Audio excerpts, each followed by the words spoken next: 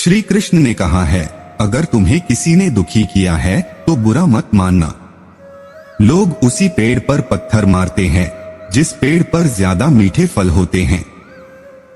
धर्म युद्ध में कोई भी व्यक्ति निष्पक्ष नहीं रह सकता है। धर्म युद्ध में जो व्यक्ति धर्म के साथ नहीं खड़ा है, इसका मतलब है वह अधर्म का साथ दे रहा है, वह अधर्म के साथ खड़ा है। अपनी पीड़ा के लिए संसार को दोष मत दो, अपने मन को समझाओ, तुम्हारे मन का परिवर्तन ही तुम्हारे दुखों का अंत है। श्री कृष्ण कहते हैं, एक बार माफ करके अच्छे बन जाओ, पर दोबारा उसी इंसान पर भरोसा करके बेवकूफ कभी न बनो। कृष्ण ने दुष्टों को भी अपनी गलती सुधारने का मौका दिया, क्योंकि वो किसी मनुष्य को नहीं, उसके अंदर के बुराई को मारना चाहते थे। अपने जीवन में कभी भी ना किसी को आनंद में वचन दे, ना क्रोध में उत्तर दे और ना ही दुख में कभी निर्णय ले। रिश्तों को निभाने के लिए वक्त निकालिए, कहीं ऐसा न हो जब आपके पास वक्त हो तो रिश्ता ही न बचे। जीवन में आधे दुख इस वजह से आते हैं क्योंकि हमने उनसे आशाएं रखी जिनसे हमें नहीं रखनी चाहिए थी। जीवन में कभी भी किसी से अपनी तुलना मत कीजिए, आप जैसे हैं सर्वश्रेष्ठ हैं। बुरे कर्म करने नहीं पड़ते हो जाते हैं और अच्छे कर्म होते नहीं करने पड़ते हैं। दुष्ट लोग अगर समझाने मात्र से समझ जाते तो यकीन मानो महाभारत कभी ना होता। मनुष्य अपने विश्वास से निर्मित होता है, जैसा वो विश्वास करता है वैसा वो बन जाता है।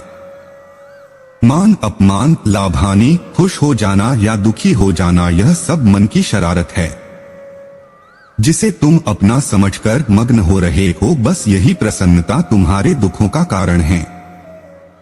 उस इंसान का मंजिल से भटक जाना तय है जिसकी संगत में नकारात्मक लोग रहते हैं। प्रेम सदैव माफी मांगना पसंद करता है और अहंकार सदैव माफी सुनना पसंद करता है। दिखावे के लिए अच्छा मत बनो, मैं आपको बाहर से नहीं बल्कि भीतर से जानता हूं। शब्द उतने ही बाहर निकालने चाहिए जिन्हें वापस भी लेना पड़े तो खुद को तकलीफ न हो। परायों को अपना बनाना उतना मुश्किल नहीं जितना अपनों को अपना बनाए रखना होता है। इंसान की सोच ही उसकी सबसे बड़ी पहचान है, वरना दुनिया में एक नाम के अनेक इंसान हैं। बहुत विनम्रता चाहिए रिश्तों को निभाने के लिए, छल कपट से तो सिर्फ महाभारत रची जाती है। यदि आप किसी के साथ मित्रता नहीं कर सकते हैं तो उसके साथ शत्रुता भी नहीं करना चाहिए। अगर कोई मनुष्य हमारे साथ बुरा कर रहा है तो उसे करने दो, यह उसका कर्म है और समय उसके कर्म का फल उसे जरूर देगा। लेकिन हमें कभी भी किसी के साथ बुरा नहीं करना चाहिए क्योंकि यही हमारा धर्म है। धर्म युद्ध में कोई भी व्यक्ति निष्पक्ष नहीं रह सकता है। धर्म युद्ध में जो व्यक्ति धर्म के साथ नहीं खड़ा है, इसका मतलब है वह अधर्म का साथ दे रहा है, वह अधर्म के साथ खड़ा है। हर किसी के अंदर अपनी ताकत और अपनी कमजोरी होती है। मछली जंगल में नहीं दौड़ सकती और शेर पानी में राजा नहीं बन सकता, इसलिए अहमियत सभी को देनी चाहिए। कृष्ण कहते हैं, जैसे प्राणी अपने पुराने कपड़ों उतार कर फेंक देता है, नए को धारण करता है, उसी प्रकार यह आत्मा पुराने शरीर से त्याग करके नया शरीर प्राप्त करती है।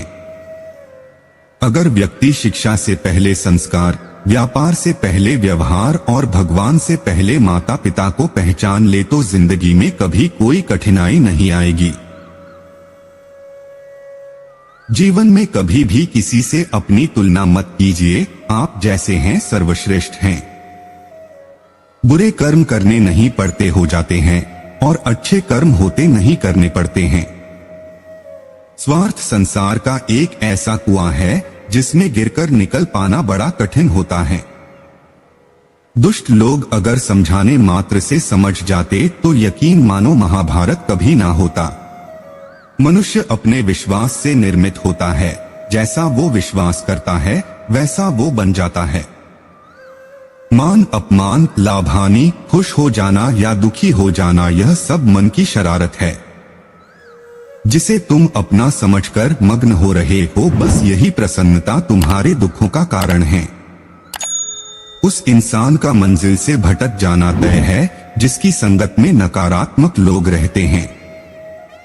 प्रेम सदैव माफी मांगना पसंद करता है और अहंकार सदैव माफी सुनना पसंद करता है। सिर्फ दिखावे के लिए अच्छा मत बनो। मैं आपको जो हुआ अच्छा हुआ, जो होगा अच्छा होगा। स्वयं को मुझ पर छोड़ दो, अपने कर्म पर ध्यान दो। कर्म ऐसा जो स्वार्थ रहित, पाप रहित हो।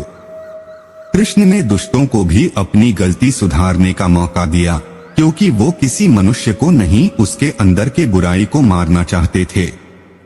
संदेह की स्याही से संबंध के पृष्ठ पर कभी शुभ अंकित नहीं होता, इसलिए अपने मन के विचार और संबंधों का आधार दोनों ही शुभ रखें। मोहग्रस्त होकर अपने कर्तव्य पथ से हट जाना मूर्खता है, क्योंकि इससे ना तो तुम्हें स्वर्ग की प्राप्ति होगी और ना ही तुम्हारी कीर्ति बढ़ेगी। इस भौतिक संसार का यह नियम है, जो वस्तु उत्पन्न होती है कुछ काल तक रहती है, अंत में लुप्त हो जाती है, चाहे वे शरीर हो या फल हो। यदि कोई व्यक्ति प्रेम से, भक्ति से पुष्प, फल, जल भी मुझ पर चढ़ा दे तो उसी भाव से उसे स्वीकार करता हूँ, वह मेरा प्रिय भक्त होता है। उससे मत डरो जो वास्तविक नहीं है, ना कभी था ना कभी होगा। जो वास्तविक है वो हमेशा था और उसे कभी नष्ट नहीं किया जा सकता।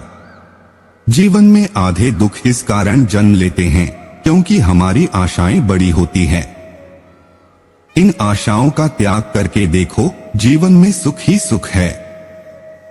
कोई भी इंसान जन्म से नहीं बल्कि अपने कर्मों से महान बनता है। कर्म के बिना फल की अभिलाषा करना व्यक्ति की सबसे बड़ी मूर्खता है। यह सृष्टि कर्म क्षेत्र है, बिना कर्म किए यहाँ कुछ भी हासिल नहीं हो सकता। सदैव संदेह करने वाले व्यक्ति के लिए प्रसन्नता ना इस लोक में है ना ही कहीं और।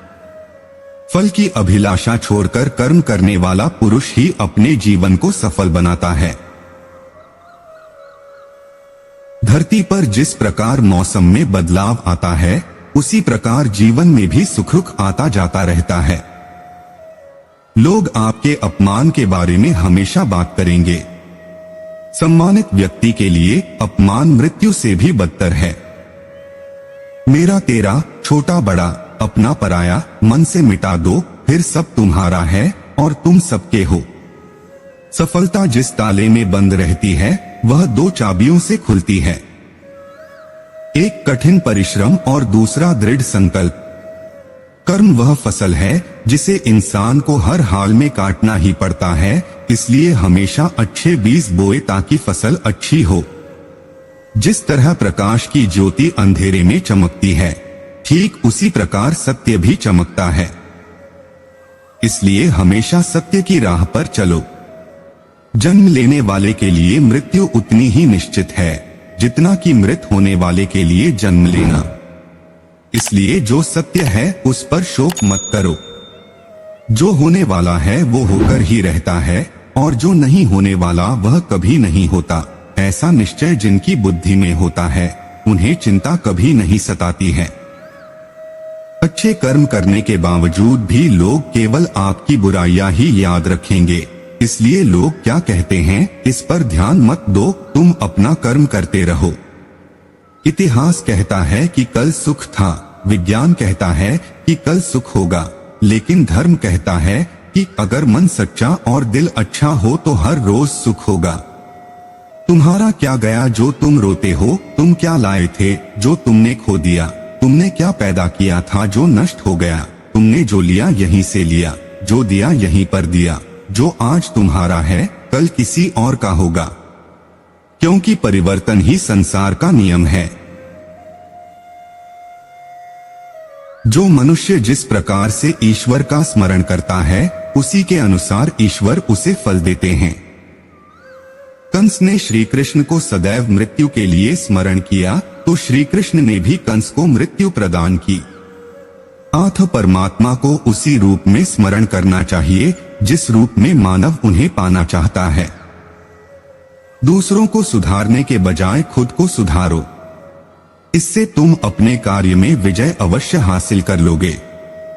दुनिया को नसीहत देने वाला कुछ नहीं कर पाता, जबकि उसका स्वयं पालन करने वाला कामयाबी की बुलंदियों तक पहुंच जाता है।